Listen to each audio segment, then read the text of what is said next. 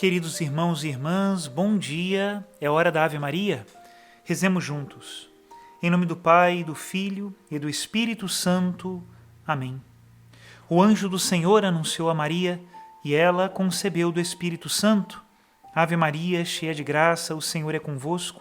Bendita sois vós entre as mulheres e bendito é o fruto do vosso ventre, Jesus. Santa Maria, Mãe de Deus, rogai por nós, pecadores, agora e na hora de nossa morte. Amém. Eis aqui a escrava do Senhor. Faça-se em mim segundo a vossa palavra. Ave Maria, cheia de graça, o Senhor é convosco. Bendita sois vós entre as mulheres, e bendito é o fruto do vosso ventre, Jesus. Santa Maria, Mãe de Deus, rogai por nós, pecadores, agora e na hora de nossa morte. Amém. E o Verbo de Deus se fez carne e habitou entre nós. Ave Maria, cheia de graça, o Senhor é convosco. Bendita sois vós entre as mulheres, e bendito é o fruto do vosso ventre, Jesus. Santa Maria, Mãe de Deus, rogai por nós, pecadores, agora e na hora de nossa morte. Amém. Rogai por nós, ó Santa Mãe de Deus, para que sejamos dignos das promessas de Cristo. Oremos. Infundi, Senhor, em nossas almas a vossa graça, nós o suplicamos, para que nós que conhecemos pelo anúncio do anjo a encarnação de Jesus Cristo, vosso Filho e nosso Senhor, cheguemos por sua paixão e morte de cruz, à glória da ressurreição da carne, pelo mesmo Cristo nosso Senhor. Amém. Em nome do Pai, do Filho e do Espírito Santo. Amém. Queridos irmãos e irmãs, hoje, domingo, nós vamos voltar a ler o capítulo 6 do Evangelho de São João, que é o Evangelho sobre o pão da vida. Então eu penso que vale a pena nós recordarmos um pouco aquilo que nós refletimos no domingo passado. Compartilho com todos a pregação do domingo passado, do 17º domingo do tempo comum, que ela nos ajude a entender melhor a mensagem do Senhor também neste domingo. Ouçamos. Meus queridos irmãos e irmãs, hoje a liturgia, curiosamente, proclama o Evangelho de São João. Nós estamos no ano B, deveríamos estar lendo São Marcos, né?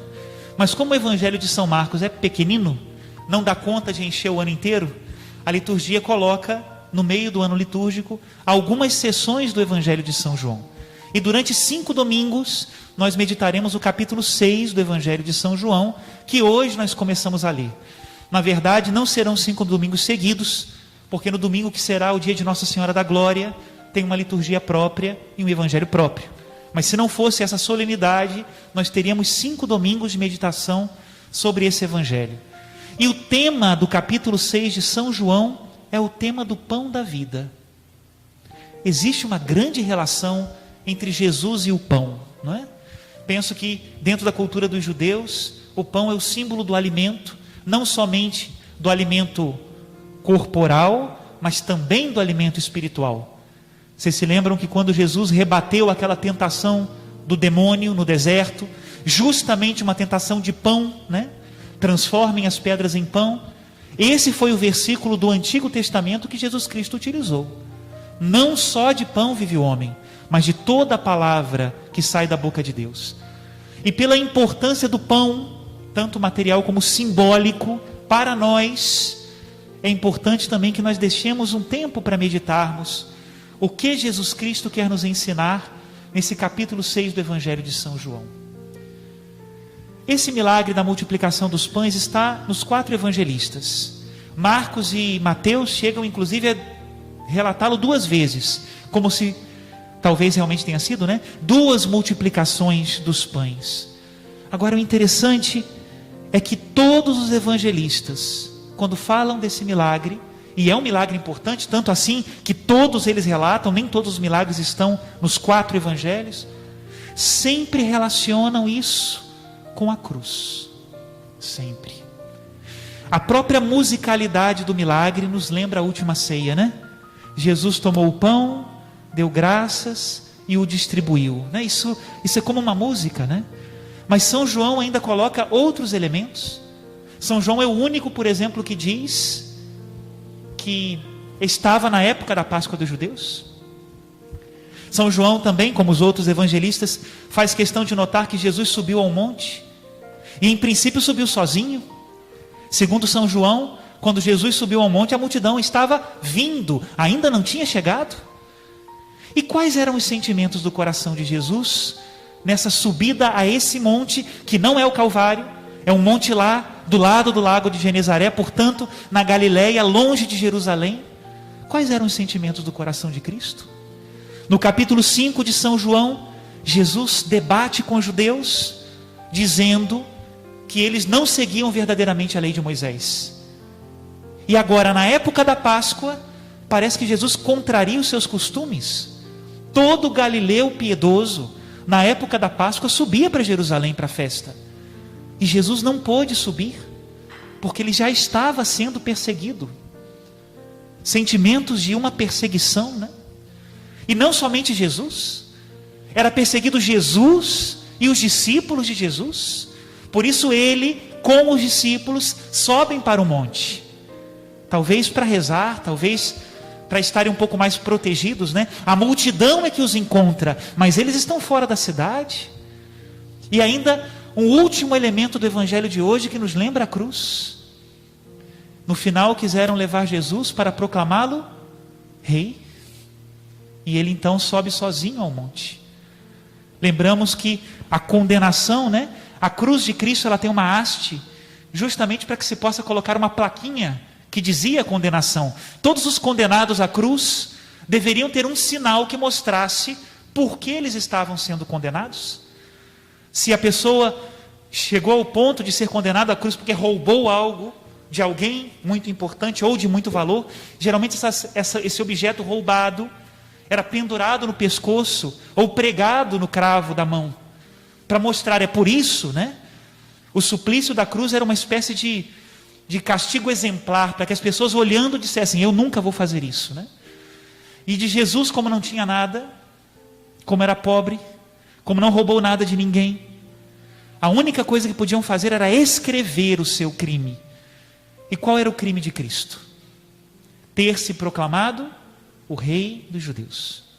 Também esse sinal no final do evangelho nos remete à cruz. E é interessante, né? Última ceia, cruz, é a paixão de Jesus. E isso tão relacionado com o pão. O milagre da multiplicação dos pães. Se nós quisermos realmente ir entrando nas camadas desse milagre, e por isso também olhando duas coisas, né? O coração do discípulo e o coração do mestre. Meu Deus, dá para fazer um retiro sobre o capítulo 6 de São João, né? Mas agora é só uma homilia, né? Mas se nós quisermos realmente entrar, nós vamos ter que ir descascando, né? O que Jesus Cristo realmente quer nos ensinar? Qual a profundidade do pão de Cristo? O que Ele nos promete? O que Ele quer nos dar? São camadas, né? Vamos começar pela primeira, a mais superficial, mas também muito importante. Às vezes a gente, quando medita um símbolo excelente, excelso, magnífico, como é a Eucaristia, nós corremos o risco de dar um salto. Pulamos direto para o altar. Mas calma. O sinal do pão, antes de ser Eucaristia, foi escolhido por Jesus por um motivo.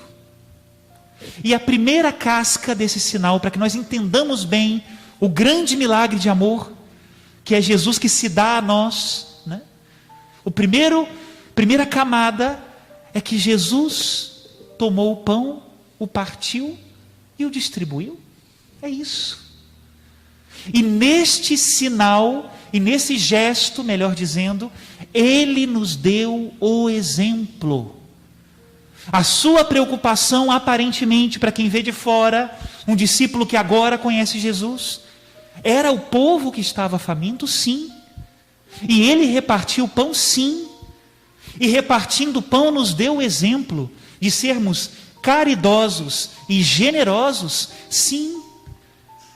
Por isso, primeira conclusão do evangelho de hoje: se eu sou discípulo de Cristo, eu reparto o meu pão com o necessitado.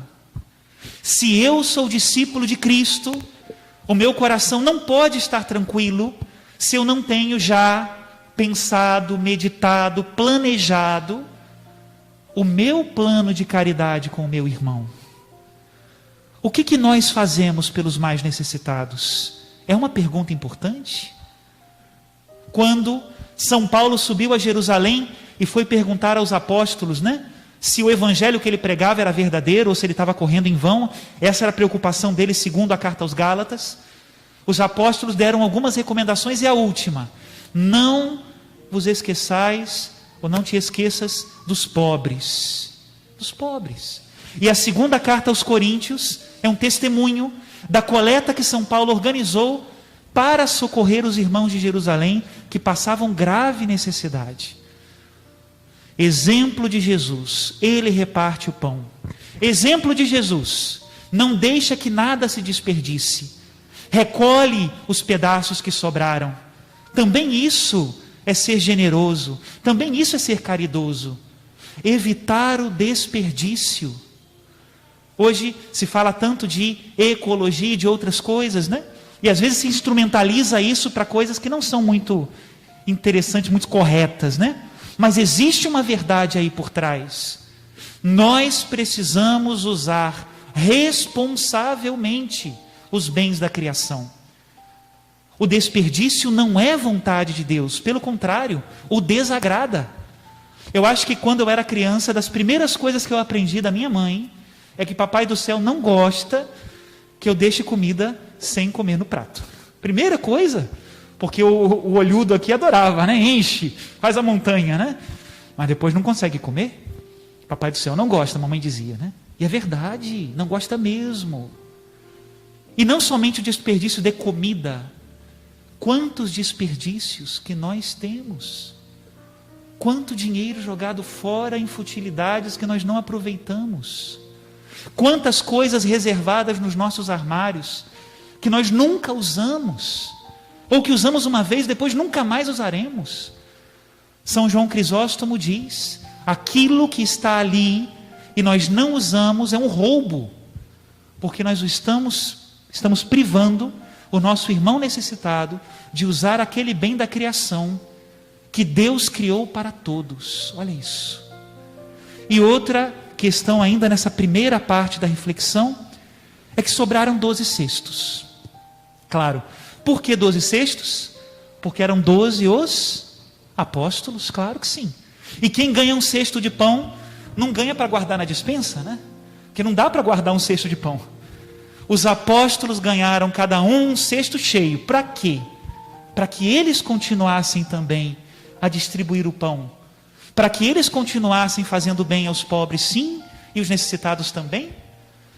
Quando fala-se da bolsa de dinheiro de Judas, né? Jesus Cristo na última ceia diz: o que tem que fazer, faz depressa. Algum dos apóstolos até pensou, deve ser, Jesus mandou ele dar dinheiro para os pobres.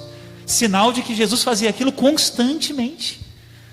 Generosidade, primeiro tema. Se nós não entendemos que o pão é importante e que ele está para ser dado, como é que nós vamos entender a Eucaristia? Como é que nós vamos entender o que é Jesus para nós? Fundamental, necessário e generoso. Esse é Deus.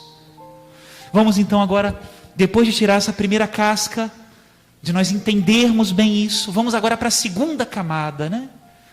Mais do que o pão material, não só de pão vive o homem, mas de toda palavra que sai da boca de Deus. Jesus é o pão da vida, Ele mesmo, e Ele nos alimenta. Olha, eu ainda não estou falando da Eucaristia, é um passo antes. Ele é o pão da vida. Você já se banqueteou com Jesus?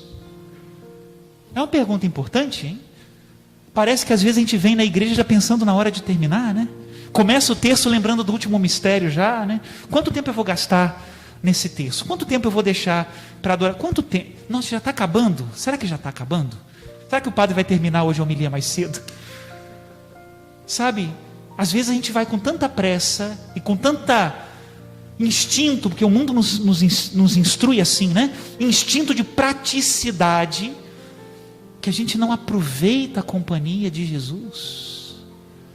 Esses dias celebramos Santa Brígida, da Suécia, e Jesus uma vez disse a ela: minha filha, eu tenho muitos servos, mas tenho poucos amigos. que se alegram na minha presença. Se na igreja a gente tem função, olha, todo mundo, me ajuda, claro que sim.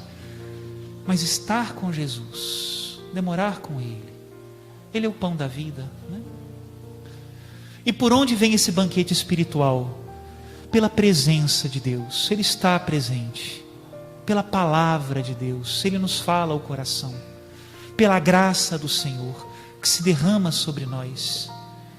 É muito interessante o tema dos 5 pães e 2 peixes, né? Existe um documento do século II, eu não vou falar muito sobre isso, que eu gosto dessas coisas, né? É o que eu estudo. Mas muito interessante, que diz assim: Jesus distribuiu 5 pães, porque são 5 as verdades fundamentais da nossa fé. Deus é Pai, Deus é Filho, Deus é Espírito Santo, Ele fundou uma igreja e Ele perdoa os pecados. Do século II esse documento, que já via no pão que Jesus distribuiu, não somente um pão material, mas a verdade da sua doutrina. Se lembram que nós falamos na semana passada, que quando Jesus viu as ovelhas, ou o povo como ovelhas sem pastor, qual foi? Qual foi a atitude de Jesus? Começou a ensinar-lhes muitas coisas. Porque a verdade reúne as ovelhas. Porque a verdade as alimenta. Quem já criou alguma coisa, tem alguma criação em casa, sabe que o jeito mais fácil de reunir, sejam as galinhas ou seja o gado, é com a comida, né? Joga um pouquinho de milho e ali vem todas, né? Coloca um pouquinho de alimento no coxo, no curral, e ali vem o gado todo, né? Pois assim também nós com Jesus. A verdade do Senhor te alimenta, meu irmão. Eu digo para as pessoas que fazem aconselhamento comigo, todos os dias, um detalhe da doutrina da igreja, você precisa ler. 2 pontos, 3 pontos do catecismo da Igreja Católica. Todos os dias é alimento. Senão você vai estar sempre, girando em torno das suas próprias ideias. E aí não dá para sair daí, né? Ele é o pão da vida. Fundamental como pão material, mas que dá vida ao Espírito. E eu penso que nós podemos terminar então. Hoje não vamos falar tanto da Eucaristia, porque temos mais domingos do capítulo 6 de São João para meditar. Mas eu acho que a gente poderia terminar com uma pergunta, né? O que é mais importante? O pão material ou o pão espiritual?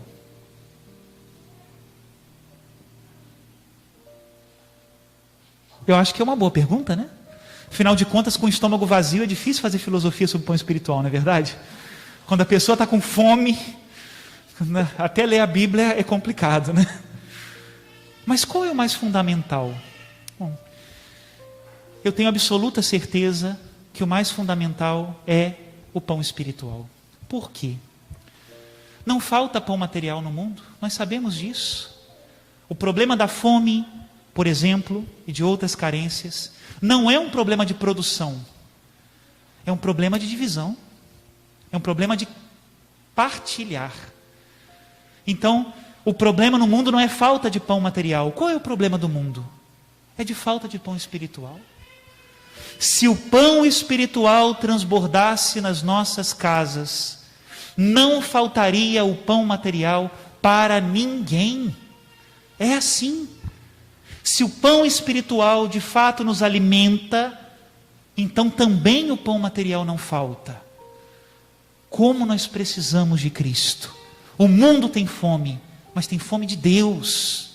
O mundo tem fome, sim, de verdade.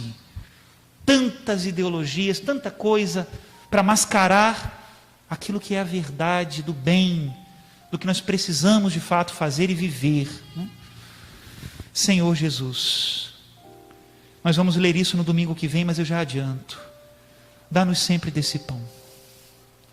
Que nós nunca deixemos de nos alimentar do pão da vida, para que não falte também o pão material a ninguém. O Papa Bento XVI, num dos seus livros, Jesus de Nazaré, recolhe a frase de um sacerdote que viveu Auschwitz, os campos de concentração da Segunda Guerra, e depois conseguiu sair. E ele deixou uma frase muito interessante. Lá eles sofriam muita fome, não tinha pão para ninguém, era uma coisa, né, desumana. E a frase dele era a seguinte: o pão material é importante, a liberdade é mais importante, porém o fundamental é a adoração. Se nós pensarmos mais sobre isso, talvez entendamos um pouco o milagre de hoje que lemos no Evangelho.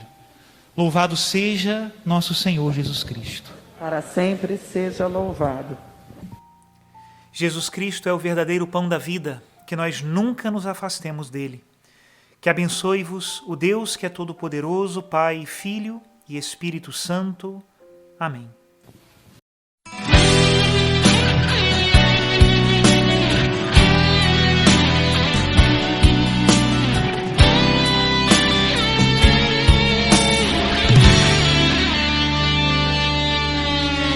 Eu sou o pão da vida, o pão do céu.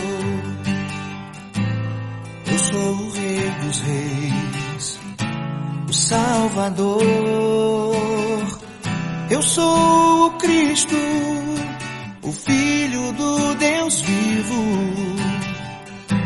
Me dei por vós, só por amor. Eu sou o pão da vida, o pão do céu. Eu sou o Rei dos Reis, o Salvador. Eu sou o Cristo, o Filho do Deus vivo. Me dei por vós, só por amor. Este é o meu corpo, toma e come. Este é o meu sangue, toma e bebe. Revestidos de minha força, permanecei em mim. Eis que estou convosco até o fim. Este é o meu corpo, toma e come. Este é o meu sangue, toma e bebe. Revestidos de minha força, permanecei em mim. Eis que estou convosco até o fim.